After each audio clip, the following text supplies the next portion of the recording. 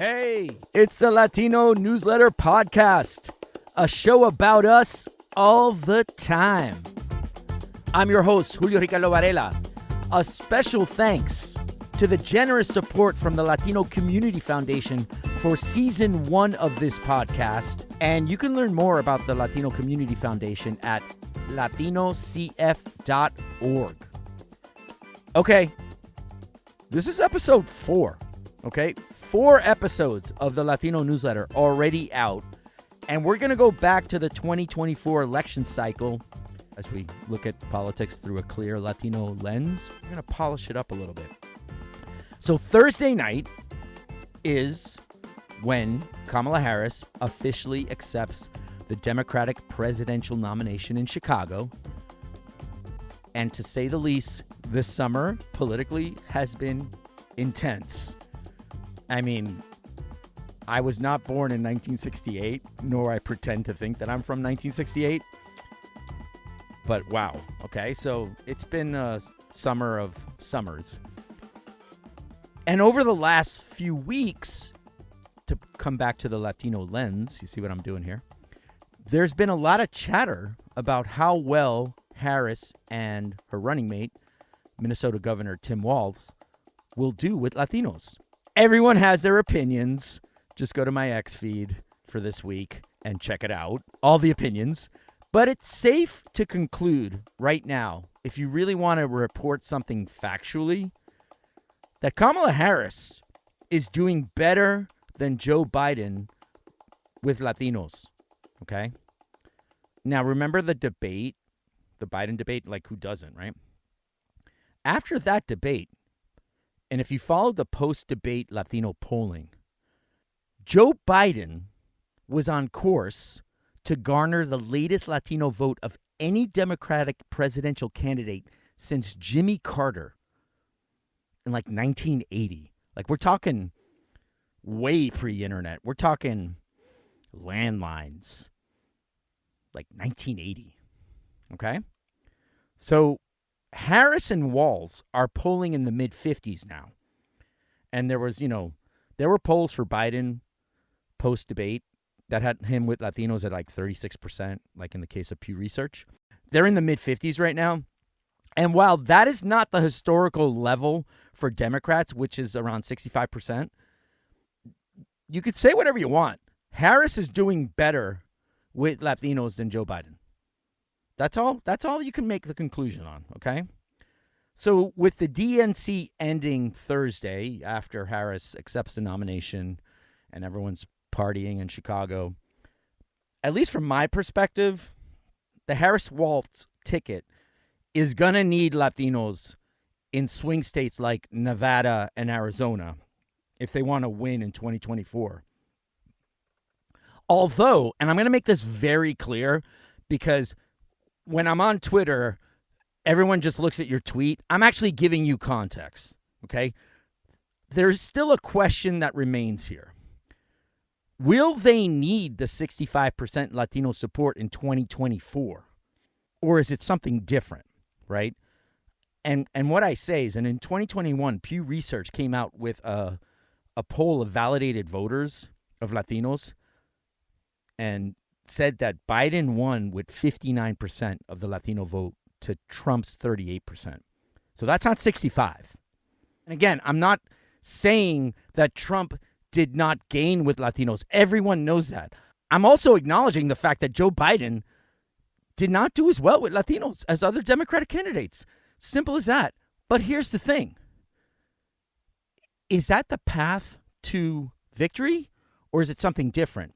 Because when you take the case of Arizona, where Latino voters will make up around 25% of all 2024 voters in the state,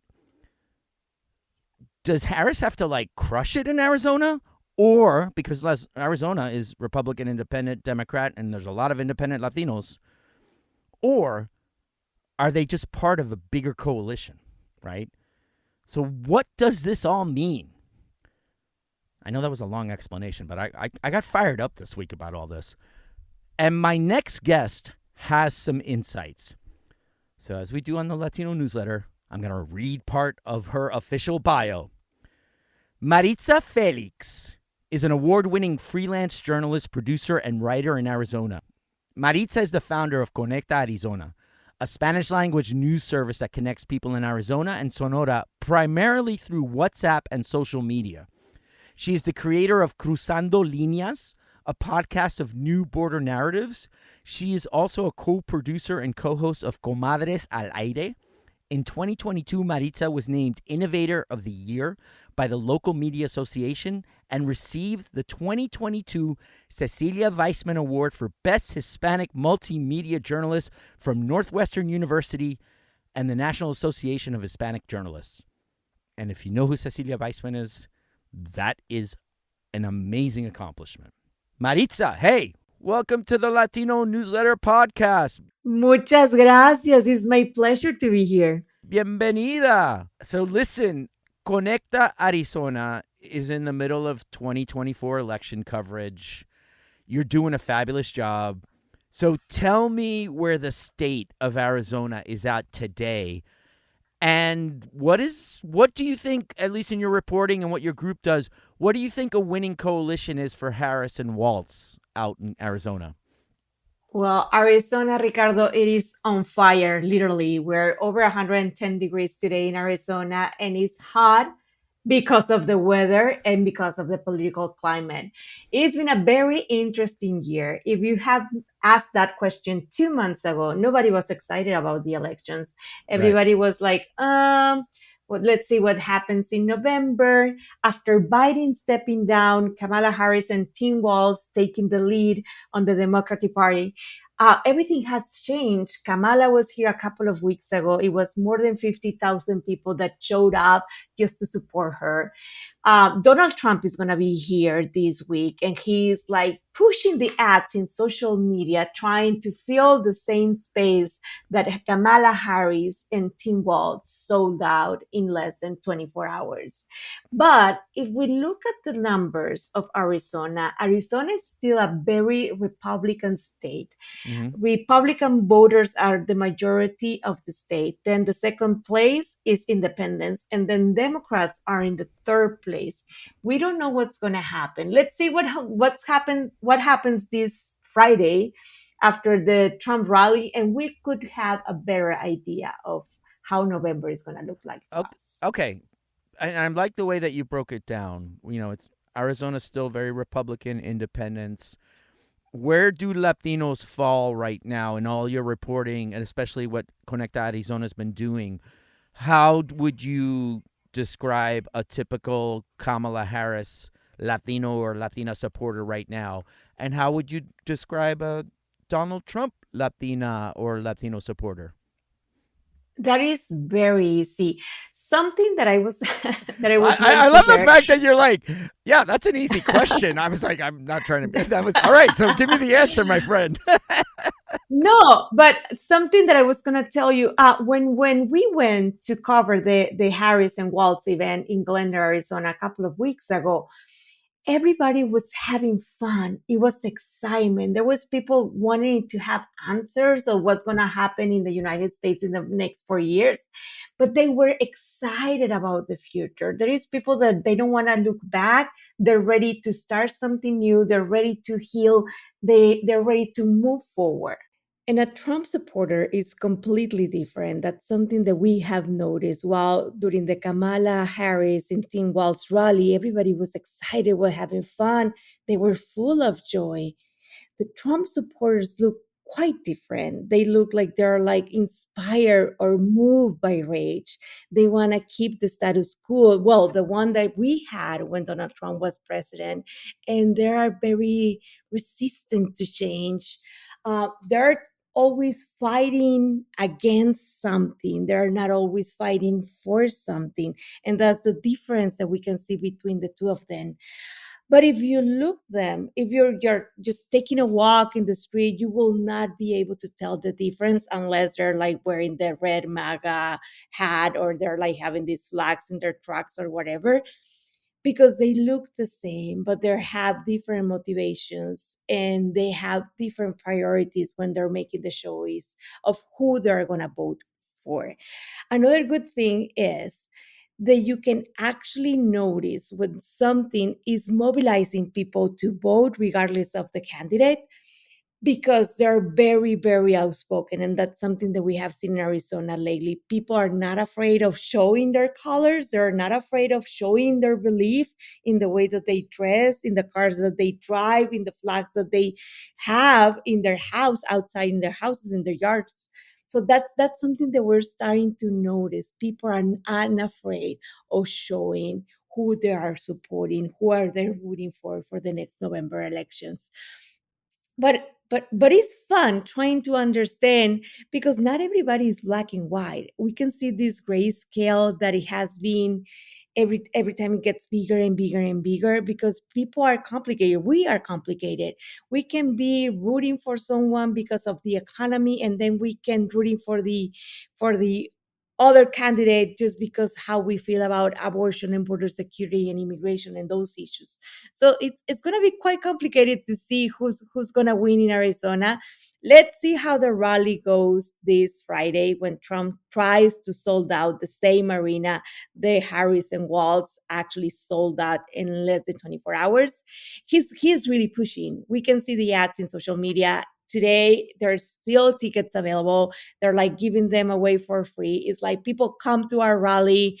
I don't know if he had the same support that he has had in the past, because a couple of years ago, Trump was the one solding out these events in less than 24 hours. And now he's looks like he's not able to do so.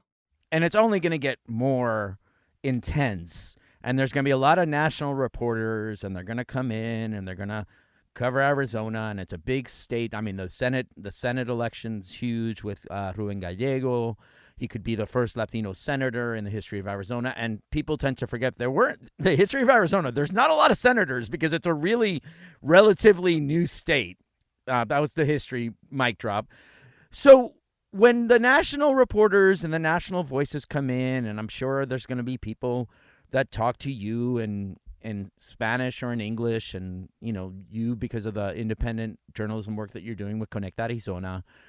You can tell I'm a fan, Maritza. I've mentioned I've mentioned your outlet 3 times. You know me; it's like Mr. Grassroots. And just full disclosure, Maritza and I have been hanging out the last couple of months with other fellow like-minded independent nonprofit journalists. And there'll be some big news coming out in September, but we'll tell. Well, believe me, we'll be sharing that. But I was gonna say, Maritza, so you get these national reporters come in. Everyone's making all these big conclusions about Arizona. What would you want to tell you as Maritza Felix, founder of Conecta Arizona? What would you want to tell them? If you could tell them something in advance, to be like, if you're going to come visit here, here are the 3 or 4 rules that, as a journalist, you should pay attention to because I understand Arizona better than you. What would you tell them? There are so many things missing about the coverage and the way that people, journalists, activists, politicians, and candidates are actually showing Arizona to the world. Arizona is more than a border wall. Arizona is our state. This is our home. This is our office, our playground. This is where we grew up. This is where we raise our families. And when people just talk about this border state as the tunnels, as the drug smuggling, as the human smuggling, as the detentions in the border, the asylum seekers, and everything, they're just showing a very, very small, tiny thing. What we need is people to come to our state, not just parachute or just like do like a staycation weekend in one of our very nice resorts in Arizona, but actually to get to know the community that they're trying to portray in the national reporting. We're locals. We know how important it is to embrace and to empower those voices that have been ignored for so long, willingly ignored for so long, the voices that they don't speak English, or they speak English with a very thick accent, just like mine, the ones that were actually moving the change in Arizona. And we barely see ourselves reflecting in the reporting, in the speeches, in these national conventions, when people are talking about the reality of the border that we live in. Arizona is obviously a swing state because since 2020 we have changed so much. 2010, it was the year when SB 1070 was passed. It was the year when George Payo was the sheriff of Maricopa County.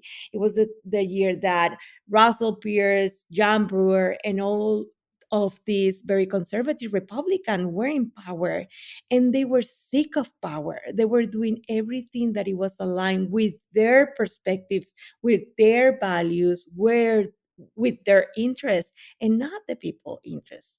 But that year actually woke up the people of Arizona. And I'm just not just talking about the Latino vote. I'm not just talking about the minority votes or maybe the Democrats or the more independent voters around, but everybody. That's why we have seen this change in Arizona. In 2020, Biden won. The Democrat candidate won on a presidential election in Arizona. 2022, we have a state secretary, we had a state governor. There are Democrats. Even though most of the races are still won by Republicans, the most important seats in our state are right now Democrats. And that's something that we could see if the Republican Party doesn't change the way that they do things and doesn't take the time to understand how Arizona is changing. Trump could win in Arizona again because there is still a lot of people who's very disappointed of the way that this administration has handled the economic situation after the pandemic. There is a lot of people still with hunger, and that's an advantage that Trump can take off. But obviously there is so many other issues around here. For example, the McCain family, they took it personal when Trump was saying everything that he said about Senator McCain. Arizona, we do have memory. We do have memory. We remember those things. And sometimes people take that for granted, Democrats and Republicans. But something that we have said since Donald Trump was first the candidate for his first term at the White House, we noticed that he was unpredictable. He is just like a hurricane. He comes full force. Sometimes he destroys everything that is on his way for him to actually make it, to land in the United States. And that's something that we have seen. That's something that we sometimes we cannot predict what's going to happen. But Kamala Harris, Tim Walz, after that rally, when they were like Arizona was like showing the full support to them, even though Mark Kelly wasn't selected to run for the vice president seat, and he is from Arizona. Even Kelly was like showing the support. There was there was something completely different. I think after 2020, after the pandemic, after all that we have seen, after all that we have been through in the border, we are ready to move forward. We are ready to start healing.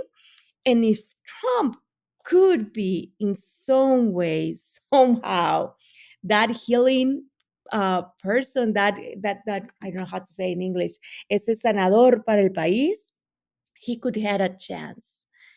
But otherwise, it will be very, very tough for him to win.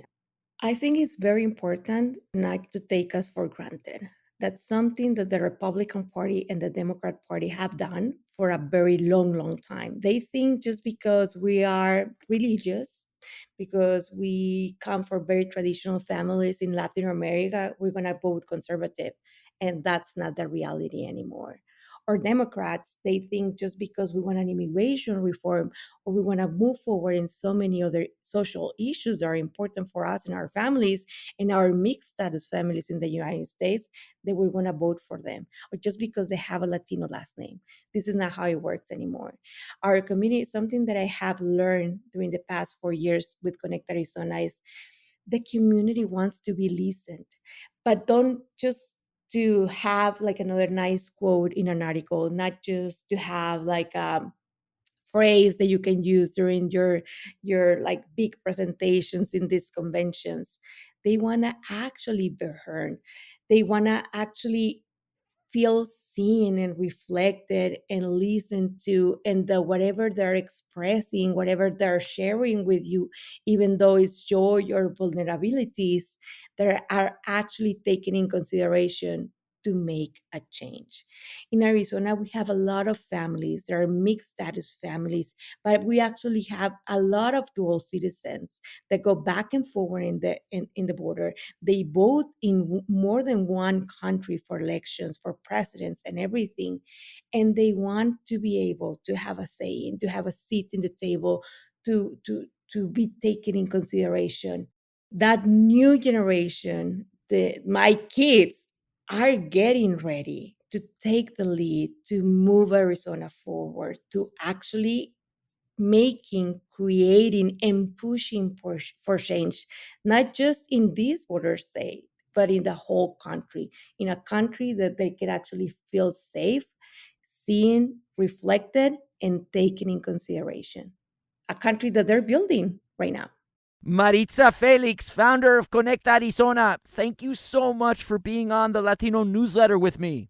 Muchas gracias, Julio, por habernos invitado. And we're always ready and open and willing to have a cafecito with all of you. And I invite you to come to the border, not right now because it's 110 degrees outside and you're going to melt. But we're happy to welcome you, to give you a really warm welcome here in our home. The border is our home. Thank you so much to help us to put a light on it.